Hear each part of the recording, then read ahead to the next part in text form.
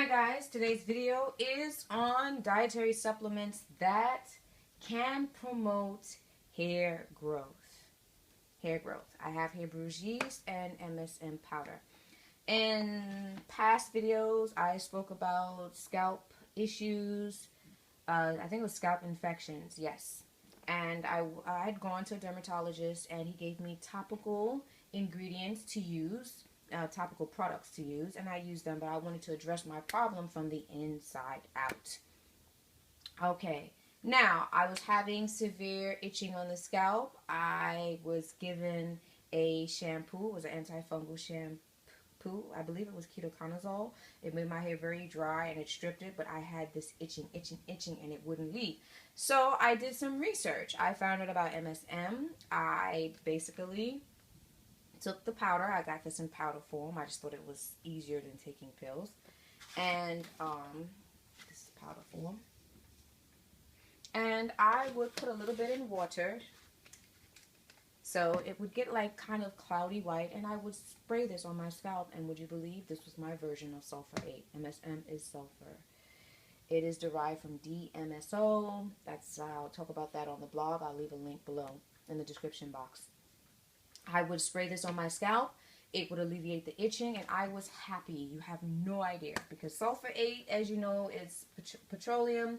And what I came to find out was that my scalp just does not like being slathered and smothered with products. It was causing issues with my scalp. Okay, so, but the only thing is, once I used this, after a week, my hair would have this chalky white film, and I would have to wash my hair. I also started taking it internally. They say here take 1/4 to 1/2 a teaspoon. I did that, and I know some people take up to 3,000 milligrams of this. I believe at 1/4 a teaspoon, that will put you at 3/4 teaspoon to hit 3,000 milligrams.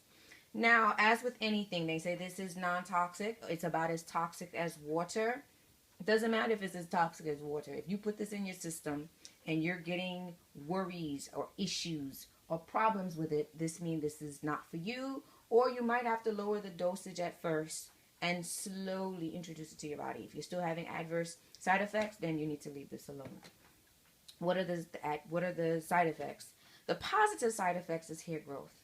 The negative side effects is gas. If I took too much of this, I get gas. So you know what? I lower the dosage, or I leave it alone for a while. Okay? If you notice you reintroduce it and you're still getting gas, then, as I said earlier, it's not for you. This has a detoxification aspect to it. So you might get these things because your body's detoxing, but you should not be in the state of detox forever. People use this for bone and joint help. This is for dermatitis. People use this for skin and hair. Dermatitis, eczema, psoriasis, any of the skin conditions. This stuff is good. Okay, I'm getting back into skin scrubs because I am suffering from KP, keratosis pilaris. That's when you see the little goosebumps on people's skin, or the little tiny dots in the back of your arms. Some people, their fair skin will have it in red. Dark skin, you'll see there's brown spots. It looks like goosebumps. They call it chicken skin. So it's another thing to work on. KP is a derivative of, it's a form of eczema. Okay? Now, bruised yeast. How did I come across bruised yeast? In high school, my mother kept this in the back of her cupboard. She was also looking for ways to address KP. I noticed that when I was taking this, I would have a lot of new growth when I was wearing individual braids. Some people suffer from candida. They have yeast infections. All I know is this is a yeast. They say it's not an active yeast, like how, you have baking yeast, like when you're baking bread and so forth like that. That's an active yeast. They say this is not active. It is made from beet molasses. Is it beet molasses? Yes, beet molasses, and it's in the process of brewing beer. That's why they call it bruised yeast. Listen, I'll put all the information on the link to the blog to break this down.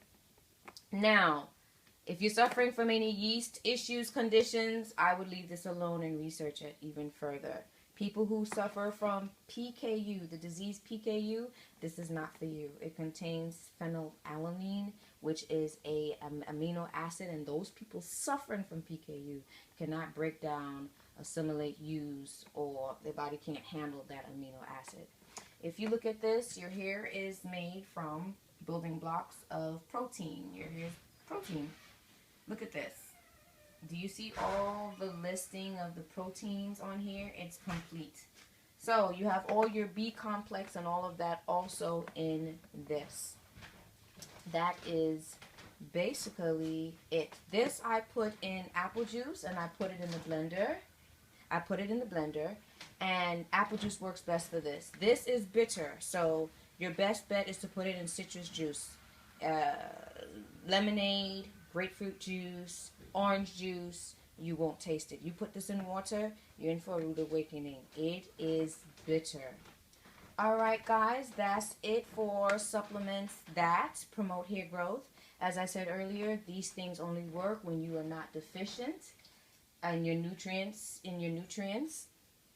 vitamins, whatever is needed in your system. If you're deficient, these things will work towards fixing the deficiency first, then it can go for the excess things. Hair, skin, nails. Alright? Now, for more information about these products, it will be in the description box below on my blog. Also, for Sisterlocks, information is in the description box. And for Trust Your Beauty Consulting, info is in the description box below. Please remember to like, share, and subscribe. Thank you to all my subscribers. And on that note, before I go, say it with me. Trust your beauty and own it. Peace.